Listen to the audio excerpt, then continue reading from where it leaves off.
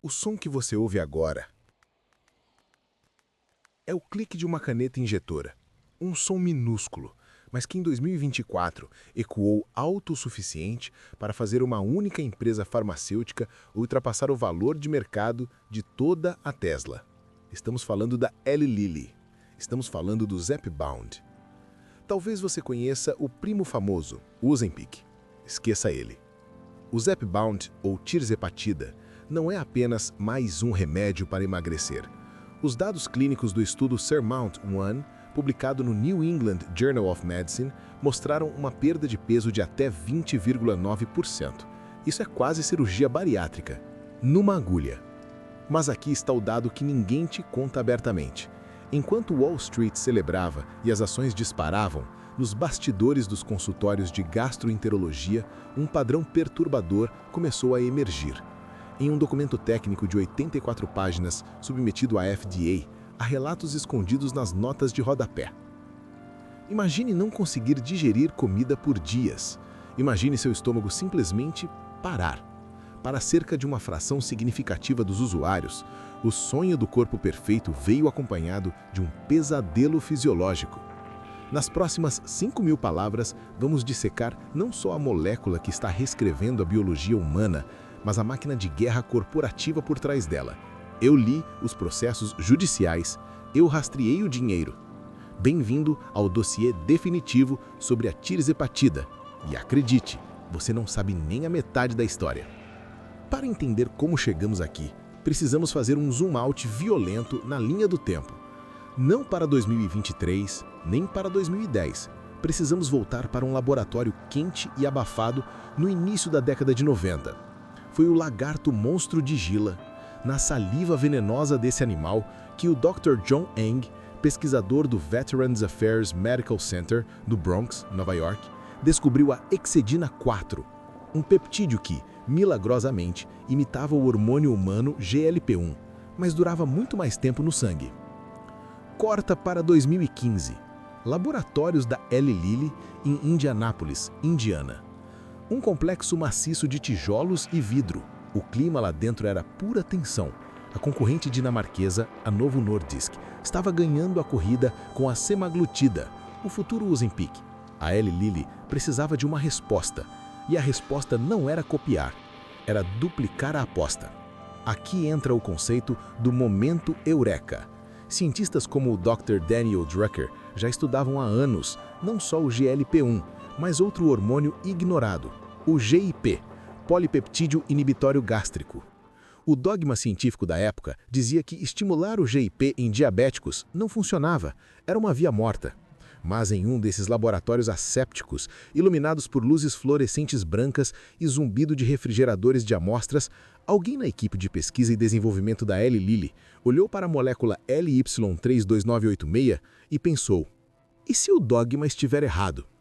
Eles decidiram criar um monstro Frankenstein molecular, um peptídeo único que ativasse tanto o receptor do GLP-1 quanto o do GIP, uma dual agonist. Os primeiros testes em ratos foram absurdos.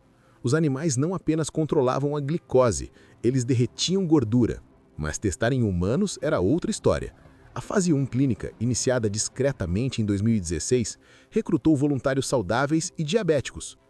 Imagine ser o paciente zero, receber uma injeção de algo nunca testado em escala. Os relatos iniciais falavam de náuseas avassaladoras, mas quando subiam na balança semana após semana, a náusea parecia um preço pequeno a pagar. Em outubro de 2018, a Eli Lilly apresentou os dados da fase 2. O mundo médico entrou em choque. Era superior a tudo. Custou bilhões de dólares ajustados em pesquisa, milhares de horas de cientistas que não viam a luz do sol, tudo culminando na aprovação da FDA anos depois, em novembro de 2023, sob o nome comercial Zepbound. Agora, precisamos parar e entender. O que diabos essa coisa faz dentro de você? Se eu pudesse encolher você e te colocar dentro de um microscópio agora, eis o que veríamos. Imagine seu cérebro, especificamente o hipotálamo, como um grande centro de controle de tráfego aéreo. Todo dia aviões, sinais de fome, pedem para pousar. A grelina grita: estou com fome. A leptina sussurra: estou cheio. Em pessoas com obesidade, esse aeroporto está no caos. Há muitos aviões, barulho demais. E o controlador não ouve nada. O Zepbound não é apenas um novo controlador. Ele é um sistema de bloqueio de sinal e um amplificador de silêncio. Vamos usar a analogia da chave mestra dupla. A semaglutida, o Ozempic, tem uma chave. Ela abre a porta do receptor GLP-1. Isso diz ao corpo: produza insulina, pare de liberar açúcar do fígado e, ei cérebro, estamos satisfeitos. A tirzepatida, Zepbound, tem duas chaves no mesmo chaveiro. A chave GLP-1 faz o serviço clássico, mas a chave GIP é o segredo. Ela potencializa a ação da primeira chave, agindo diretamente no tecido adiposo e melhorando a sensibilidade à insulina, de uma forma que uma chave sozinha nunca conseguiria. A timeline biológica do Zepbound acontece assim. Dia 1, injeção subcutânea. A molécula entra na corrente sanguínea. Meia-vida de cerca de 5 dias. O esvaziamento gástrico desacelera imediatamente. Sua comida fica estacionada no estômago. Semana 1 a 4. Fase de iniciação, 2,5 mg. A curva desacelera. O corpo luta contra a nova ordem.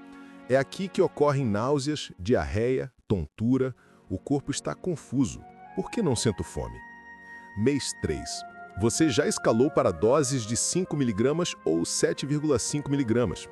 A perda de peso é visível. A inflamação sistêmica começa a cair. Mês 6 a 12. O platô mágico. No estudo SURMOUNT-1, participantes perderam média de 22 quilos. Comparando, Wegovy entrega 15% de perda.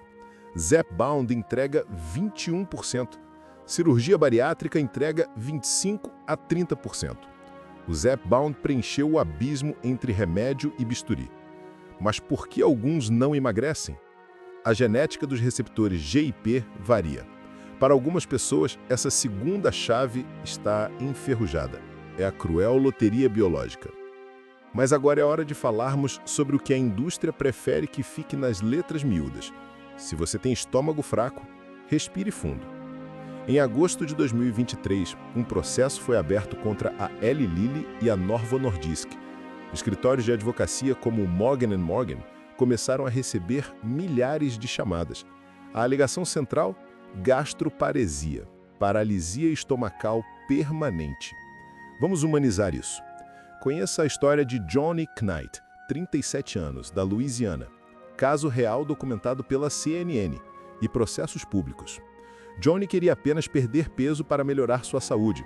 Após usar medicamentos da classe GLP-1, ela começou a vomitar, não ocasionalmente, violentamente, todos os dias. Mesmo depois de parar a medicação, o estômago dela se recusava a esvaziar. Ela foi parar na emergência múltiplas vezes. Eu preferia não ter tomado, mesmo que isso significasse continuar obesa, disse ela em depoimento. E não é um caso isolado. O Journal of the American Medical Association, JAMA, publicou em 2023 um estudo mostrando que o risco de pancreatite era 9 vezes maior e o de obstrução intestinal 4 vezes maior em usuários de GLP-1 para perda de peso. Outro ponto, a caixa preta da FDA. Existe um aviso de risco de tumores de células C. Na tireoide, o medicamento causou câncer de tireoide. Em humanos, a indústria diz, não sabemos ainda, o tempo dirá. Estamos conduzindo um experimento em tempo real com milhões de pessoas? Follow the money. Quem lucra quando você usa Zepbound para o resto da vida? Dave Ricks, CEO da Eli Lilly, viu a compensação total atingir dezenas de milhões de dólares, enquanto as ações da empresa subiram mais de 50% em um ano. Fundos de investimento como Vanguard e BlackRock são os maiores detentores dessas ações. A estrutura é perversa. O custo de fabricação mensal é estimado em menos de $50. O preço de venda nos Estados Unidos, acima de $1.000, um lucro de margem bruta que faria traficantes de drogas corarem. Médicos estão recebendo honorários de consultoria para palestrar sobre os benefícios. A base de dados de Open Payments dos Estados Unidos mostra milhões fluindo da Parma para líderes de opinião. Não é ilegal, mas é ético. Saímos do corpo humano e olhamos para o corpo social. O Zepbound não está apenas mudando cinturas, está quebrando economias. Analistas do Goldman Sachs projetam que o mercado de medicamentos anti-obesidade pode atingir 100 bilhões de dólares até 2030. Isso é mais que o PIB de muitos países. Estamos vendo uma transferência de riqueza colossal dos orçamentos de alimentação para os cofres farmacêuticos. O impacto cultural é visível. Celebridades em Hollywood aparecendo escálidas da noite para o dia. Oprah Winfrey admitindo o uso de ferramentas de emagrecimento, mudando seu discurso de décadas sobre força de vontade. O Zepbound democratizou a magreza, mas apenas para quem pode pagar. Compare os preços. Nos Estados Unidos, o preço de lista gira em torno de $1.060. No Brasil, quando aprovado e comercializado, baseando-se no Mounjaro, o custo supera R$ 3.000 mensais para muitos, dependendo da dose e importação. Isso cria um apartheid da obesidade. Ricos ficam magros e saudáveis. Pobres continuam expostos a alimentos ultraprocessados baratos e sem acesso à cura. E as repercussões secundárias? O Walmart nos Estados Unidos já relatou. Pessoas que tomam Zepbound ou Ozempic compram menos comida, menos calorias, menos snacks. As ações da Nestlé e da PepsiCo tremeram. Companhias aéreas projetam economizar milhões em combustível, porque os passageiros ficarão mais leves. É cômico, se não fosse distópico. Começamos esta jornada ouvindo o clique de uma caneta, uma promessa de salvação. Percorremos a bioquímica dos receptores duplos, os laboratórios tensos da Eli Lilly, as tragédias pessoais de quem sofreu paralisia estomacal e os bilhões de dólares que mudam de mãos. Então, o Zepbound é um milagre ou uma maldição? A resposta honesta, desprovida de hype e medo, é que ele é uma ferramenta poderosa e perigosa. Ele provou, definitivamente, que a obesidade é uma doença biológica, não uma falha de caráter. Ele tirou a culpa dos ombros de milhões. Não é sua falta de força de vontade, são seus hormônios. Isso é libertador. Mas o custo? Não falo apenas dos $1.000, falo da dependência vitalícia. Se você parar, o peso volta, o apetite volta, o barulho no aeroporto mental volta mais alto. Estamos criando uma população de reféns farmacêuticos perpétuos? Essa é a questão filosófica que deixo para você. Estamos dispostos a medicalizar a condição humana fundamental da fome em troca de conformidade estética e saúde estatística? Se este dossiê abriu seus olhos para a complexidade da tirzepatida, considere compartilhar este vídeo. Alguém que você conhece está pensando em usar isso agora. Eles precisam saber o que você sabe. Deixe nos comentários. Você trocaria a liberdade de comer pelo corpo ideal, sabendo dos riscos? Eu sou seu nome e a minha próxima investigação vai entrar na indústria dos implantes cerebrais. Você não vai querer perder. Até lá!